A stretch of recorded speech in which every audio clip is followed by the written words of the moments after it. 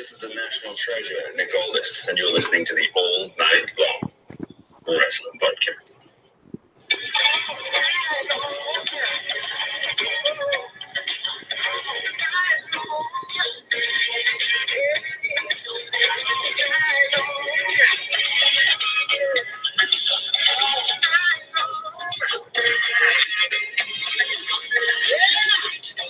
It's the All Night Long Wrestling Podcast with the Enforcer. I sell women's shoes. And the Stallion. Hey, baby! I am not what you would call a handsome man. I'll kick you in the nuts and you'll smile at me and like it. Oh, no.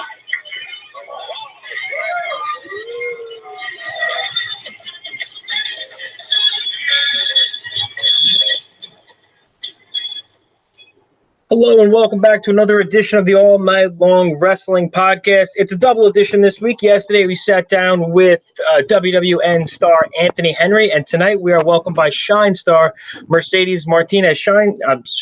Mercedes, thank you so much for joining us. I know it's a long and very busy week for you, so we appreciate your time. No problem. It's my pleasure to do this for you guys. So tomorrow night, one of the biggest matches of the weekend for WWN. It's going to be you and Allison Kay for the Shine title, and clearly not the first time you two have met either. Shine 41, you guys wrestled to a 20-minute draw that left the fans chanting 5 more minutes.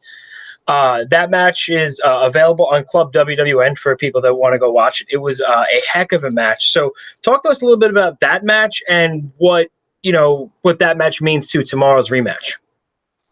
I think that was just that match was mostly just the start of a feud for us. I think it was more respect to a certain extent. I have yet to win the Shine title, and it was pretty much my way of trying to cement my status back in top contender. I give credit where credit is due. Allison Kay came back to Shine in top form right now, and she has something that I want. So back then, it was more or less us both cemented our place in that top contender for that title, and that match pretty much went to that draw. And I think it's just time now to finish this out and get shit done, basically. And that's what this weekend is culminating to for me to get in my top spot that I deserve since the beginning of Shine. Yeah, you've been on a tear. I should say you and AK have been on kind of a collision course. If anybody's been following Shine, it's almost like you know, every time you're about to get that title shot, for some reason or other, somebody steps in your way. So I'm really looking forward to tomorrow's match. I think it's going to be, like you said, the conclusion of just a great rivalry that you two have had, professional rivalry. And I mean, leading up to that, you have been in the game. Correct me if I'm wrong. You're wrestling coming up on 19 years right now. Oh my God, yeah, 19 years. That's a long time. Very long time. I'm surprised my body held up that long. Listen, that's a credit to, yourself and the condition that you keep yourself in. I know you were played a lot of sports growing up. I believe you played college basketball, correct? I did. I played high school basketball, and it led me to get a full scholarship to a private college, Division II. I've only played for about a year and a half in college until wrestling kind of took over.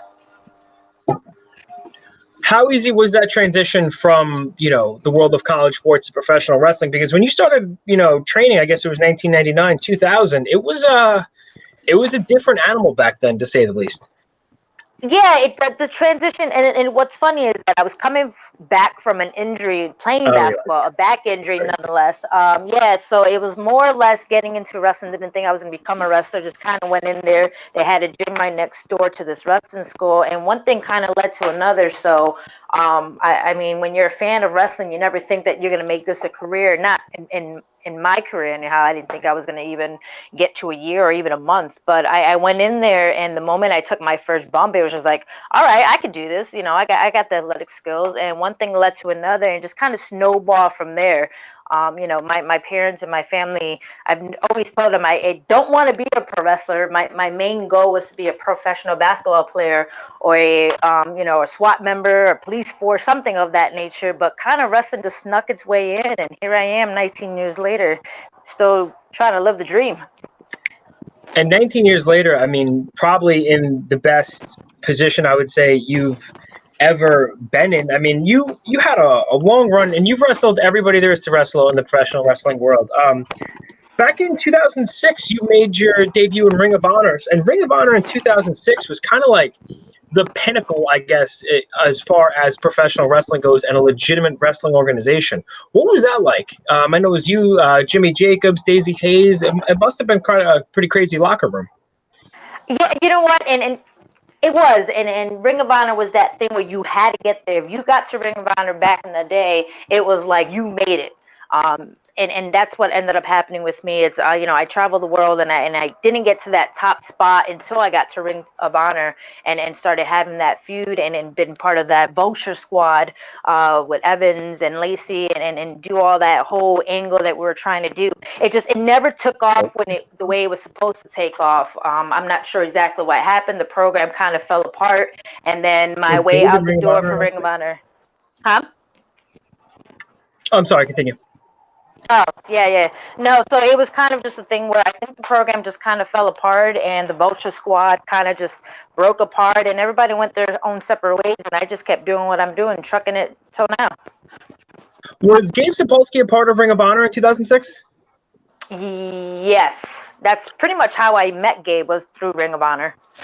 Gotcha. Okay. And now, I mean, him in the head of the WWN, and with everything that's going on, it's such big news in the wrestling world. This week they announced that the Evolve 131 is going to be streaming on the WWE Network. What do you think that means for a company like Evolve, a company like Shine under that WWN banner? What does that opportunity really present? It pretty much presents a unique opportunity. I think when it comes to all the talent that are part of these companies, whether it's Shine, Evolve, anything that's under that WWN banner, it gives WWE a chance for like a breeding ground. That's how I look at it. It gives them a chance to look at all these talents and all these wrestlers in a different light. We always want to put our best foot forward in the ring, but sometimes when you have a company looking at you, or you're doing pay-per-view streaming or anything with TV, you always give a little bit extra. And now with WWE being partnered up and going into this huge weekend with the whole streaming service, I think it's freaking amazing. It's an opportunity that you want to be part of these companies. So now, not just putting your best foot forward in other companies, but you want to make it to like an Evolve, and the females want to get to Shine, because now that's where that breeding ground starts. That's where WWE is going to look towards to, because that's their partnership now. So it's definitely something unique in its own, and it just gives the independent wrestlers another chance to be looked at, where maybe they never had the chance years ago, where they had to wait for that tryout. Now they're just, the tryout's in the palm of their hands. All they got to do is show up and show out. And like you said, it's kind of like a springboard. So anybody that's watching that, it might be easier to make communications. I mean, for yourself, as far, is there anywhere you haven't wrestled? I know last couple of weeks you were in the UK. I believe you were in Australia. Yeah, pretty much been just about everywhere. I think the only place I haven't been is probably Mexico. I mean, I've been to Japan, I've been to Australia, the UK. Yeah, I think Mexico is the only place I have yet to wrestle in. Do I want to? I'm not sure yet, but it's the only place I haven't been. Sure. Now, wrestling in so many different countries for different promotions. I mean, Shimmer, Shine, Rise. What do you notice culturally between the fans? Is there that much of a difference, or just the appreciation of professional wrestling kind of universal? I think the appreciation of wrestling is universal, but when it comes to women's wrestling, every country has its own uniqueness. When I wrestle for like Pro Wrestling Eve, it's such a close-knit atmosphere. The crowd is right in your face, right there at ringside, that it gives you more of a reason to hone your craft a little bit more, because now they're watching every little detail, compared to when you have guardrails and you have mats and stuff where the crowd isn't as close. When I go to Australia, it's more of a family-friendly atmosphere, so you have the kids there, and they watch wrestling a whole different way than someone maybe at Pro Wrestling Eve would watch. So it's a whole different atmosphere. Every country you go to, you don't know what to expect. You just know that you have to go in there and give them what they are known to see you as, and then some. Sometimes, when I go to Australia, I tend to do more little comedy matches because there is more kids compared if I was wrestling like Pro Wrestling Eve or Shimmer, where I can't do as much comedy because the fans there expect you to show up and give them more than 100%. Expect you to kill yourself sometimes, but Sometimes it's the too much. truth. It's the truth. Yeah. Yeah, it's the truth though, because you want to give them you want to give them their money's worth. Is basically what it comes down to, and that's what any company, you want to give the promoters and the fans their money worth. They're paying to see you, so you want to give them every inch of you, whether it's a comedy match or whatever it is that they're looking to get. But you also have to take in consideration the fans that are in there. Sometimes these kids, in the audience, they don't know hardcore, and maybe they won't appreciate hardcore. Maybe they just want to be a part of the match. So sometimes you have to give them that comedy match, and they appreciate you 10 times more. And sometimes it's just more fun. I would rather do comedy matches at this point in my career than anything. Well, I mean, speaking of hard hitting, your last match against Sue Young at Shine 58 was, I guess, in a word, brutal. I mean, that was. You guys literally left it all out there, and that's the kind of match, like you said, I guess that crowd caters to. But it's kind of like a comedian. You have to know your audience, and you have to know how to deliver the best product that they're expecting. Yeah, for sure. You definitely have to look at your audience. You definitely have to. What I tend to do, and this is what advice and tip I usually give to anybody who's later on in the card, is watch the first couple of matches. If whenever before you're on, if you're on fifth in the card, watch the first or second match. See what your audience is going to cater to. See what they like. Do they like the flippy stuff? Do you want old school? Do they want comedy? Do they want to be a part of the match? Are they quiet for the match that they're watching? You kind of have to tailor your match towards them so they can get their money's worth. You can't just keep doing the same match every night, night and in, because every audience is different. So you kind of got to tailor to them, but you don't want them to dictate your match. You just got to know if they want to be a part of it, or they just want to appreciate the athleticism. Like what are they looking for? And you kind of give them that, but in your own way. Right. It's not like, in the mid 80s or late 80s with Hulk Hogan, where every match you were going to get was the same and the people are going to buy it. Right now, there's too much wrestling there's too much wrestling available to the people where they now have, decisions. And I think that's great. And speaking about the WWE Network, we're talking about Evolve 131 being on there. You are no stranger to the WWE Network. 2017 and 2018, you were part of the Mae Young Classic. What was that experience like for you? The first one, 2017, you had a great match with Kimberly. You lost the eventual champion, Shayna Baszler. That had to be that was a groundbreaking tournament. What was that experience like? Very humbling, very nervousness. I think I was more nervous ever in my career at that moment. That was one of those moments where, your emotions run high, you get nervous, you get scared, you're excited, you're humble, just everything rolled all into one. And then you kind of have to check those emotions to the side and be like, you know what, you're part of history, but it's a lot of pressure on your shoulders, a lot of pressure, especially for someone like me who's been, busting their ass for, at that point, 17 years, and finally gets this big main recognition and goes to the semifinals. It's a lot to take in. So like when you watch that match with me and Shayna, and I break down and cry in the middle of the ring, those are true emotions. Those are real emotions where it's just like, man, am I ever going to get this again? Am I ever going to be in front of a WWE audience again? Am I going to be part of WWE? Or do they like my match? Like, it's a lot of stuff going on. What people don't see behind the scenes is that nervousness and the praying or whatever it is that you want to do to get ready for these matches. People don't see that, and they don't understand the sacrifices that you have to do to get to that point. A lot of these athletes and female athletes, we work really, really hard to be equal to the guys, and we don't get that platform that they get. So for WWE to do that, man, those emotions, man, they were all over the place that weekend. I don't even know how I got through it. Well, I think that has to, you made it to the semifinals. So you had more matches than almost, I'm sorry, you made it to the finals. You had more matches than almost anybody. So that speaks to a confidence level that people have in you to continually, bring it in the ring and give the fans what they're looking for. So I think that's, definitely what we're going to be seeing this weekend, again, at Shine 59. I have a couple questions for you.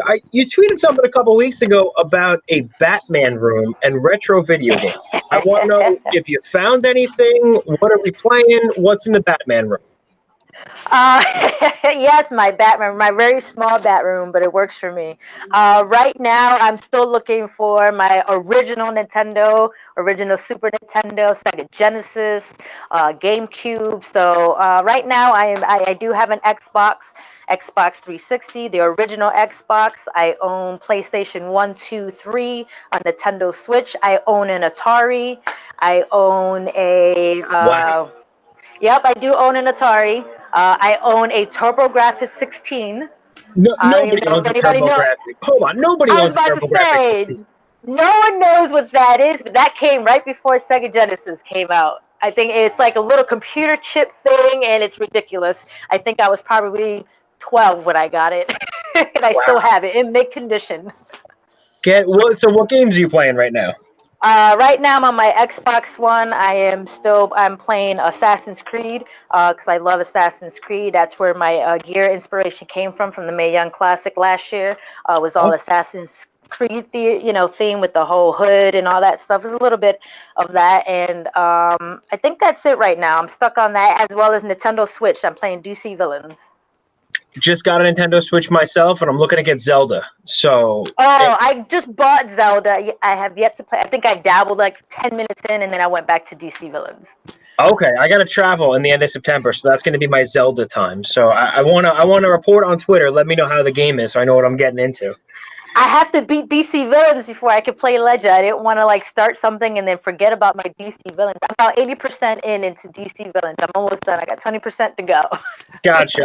I can't focus. I feel like a lot of the games today, I grew up on the Nintendo, the Super Nintendo, and the PlayStation 1. I feel like the games today are just so much more complicated than ever before, and it takes so much more time to invest yourself in these games. It's the freaking side quests.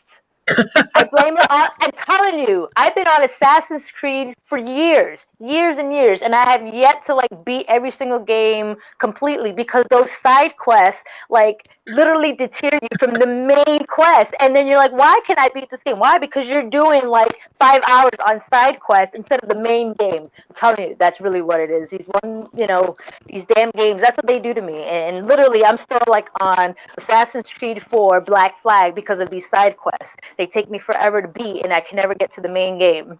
I think also when I was a kid, I had more patience, and now I just get so frustrated. Yeah, we get frustrated, and it's time. We don't have enough time. Like I really don't have enough time to play as much as I used to. That's why I like the Switch. I can take it with me on the road, and the Switch also got this Nintendo Online. In case you didn't know, where you can play those Super Mario's back in the day games. I'm telling you, it's the best thing ever. That I did not know, but I'll do anything for some Super Mario Brothers and for some Mario Kart. That's where my bread and butter is.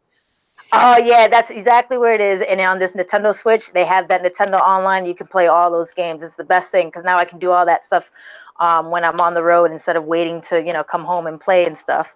Like I have a Wii. Oh yeah, I forgot. I do have a Wii. I can't play like my Mario Kart and stuff like that just because my cats go crazy when I'm jumping around. Oh, I didn't know the Wii was still a thing. I know they came out with the Wii U. Do you have the Wii U? No, I have the original Wii. The I'm original. all about Okay. I'm all about the originals, man. And I Gotcha. travel so much now; it's hard for me to play my video games. So, when I got that Nintendo Switch for Christmas, I was like, "Oh, this is gonna be the life." Like, if only I can just pack up my Xbox in a compact thing and take it with me, I would, but I can't. I don't know if you've ever seen AJ Styles, his Twitter or his Instagram. The setup that dude has, he's got like a fold out PlayStation 4 and this little mini thing that he plays in every airport. I was like, must be nice. I don't know how anybody could do that or put that together, but there's something out there No, yeah, it's oh god, what is it called? It's like this little thing, and it comes with the monitor and all of that. Like I see Leva Bates have it, and I know like right. Havoc. Yeah, the true gamers, I guess you can say, like carry their gaming with them. I can't. I'll probably lose that. and it counts as a personal item, so like that's all you can have, and then your carry on. It kind of sucks. So Right. no, my Nintendo Switch fits in my book bag along with everything else. I'm good. I'm not trying to pay for luggage right now. No, you know what? I don't blame you, especially with the traveling you do. I can't imagine what it would cost to bring that thing to Australia. So You know what? I went to Australia with Savoy. Savoy brought her Xbox. I ain't kidding. That was her personal item. She brought her Xbox with her while I brought my Switch. everybody has priorities, and it sounds like her Xbox is right there. So good for her. That's okay. I Listen, just brought my hard drive. That's all that mattered. oh, that works too. Listen, Shine 59 is coming up this weekend. We can't wait. It's going to be a great show. You are in the main event for the Shine title against Allison Kay. Last thing I want to ask you is, it seems like Evolve is getting a lot of those NXT talents to Evolve. When are we going to start seeing, the Candice LeRae's, the Io Shirai's come to Shine Wrestling? Oh, I'm not sure. That is a good question. Maybe I'll ask Sal this weekend when he's going to start bringing some of these female talents. Because the only way that some of these girls on Shine can get better and show up and show out is by, showing the NXT girls that we're the true deal as well. Doesn't matter if you have a contract or not. We're the real deal, and you just have to come to Shine to find out. Absolutely, and I think that's why people tune into NXT, and that's why people watch Shine. And same for Evolve. It's because the product, it's such a great professional wrestling product, and it's one of the best things they have going on the network right now. And eventually, next month again, like we said, the Evolve show is going to be on the network. And if you have Club WWN Live, check it out this weekend. Shine 59 is going to be 3:00 Saturday, and then Evolve 129 is going to be right after that. It's the best $9 a month you're going to spend. You spend it on coffee, go out and get Club WWN. Do the right thing, support people. And Mercedes, where can people follow you on all social medias and Pro Wrestling Tees? Where can we find you? You can find me on Pro Wrestling Tees, Mercedes Martinez. You can also follow me on Twitter at the Real M Martinez, as well as Facebook at the Latina Sensation Mercedes Martinez. I do have an Instagram at the moment. We are working on it to get it unlocked. It must have got hacked or something, but we are working on to get that back up at the moment. Okay, you guys heard it. Twitter, Facebook, just hang out on the Instagram. Make sure you go to ProWrestlingTees.com. Mercedes Martinez. Mercedes, thank you so much for joining us. We cannot wait for your match tomorrow night, and best of luck this weekend. Awesome. Thank you so much. My pleasure. Thank you.